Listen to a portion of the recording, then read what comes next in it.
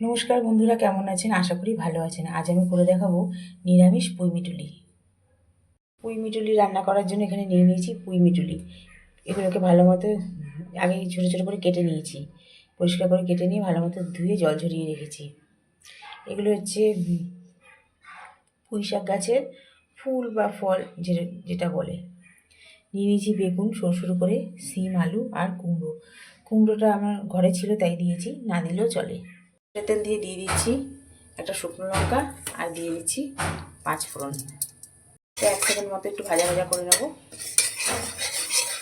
দিয়ে দেবো সবজিগুলোকে ভেজে নেবো একটু। সিম আর আলুটা এক্ষুনি দিচ্ছি না, ওগুলো একটু ঢাকিয়ে রেখেছি তাই একটু পরে দেবো। এগুলোকে একটু ভেজে নেবো।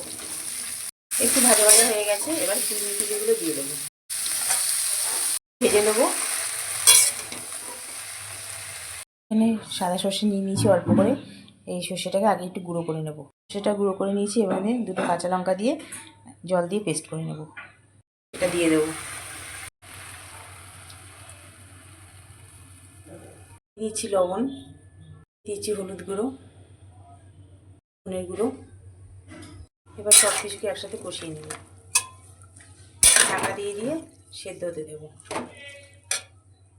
এবার দিয়ে দেব সিম আর আলু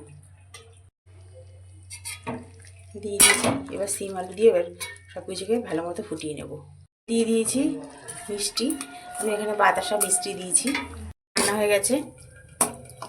আর কতটা ছিল, এখন কতটুকু হয়ে গেছে। মিটুলি আমার রেডি। আর আমার রেসিপিটা যদি ভালো লেগে থাকে তাহলে একটি লাইক, কমেন্ট, শেয়ার এবং আমার চ্যানেল মনের ইচ্ছেকে সাবস্ক্রাইব করার অনুরোধ রইল। আজকের মতো এই পর্যন্ত। আবার আসবো নতুন কোনো রেসিপি নিয়ে। সবাই ভালো থাকবেন, সুস্থ থাকবেন।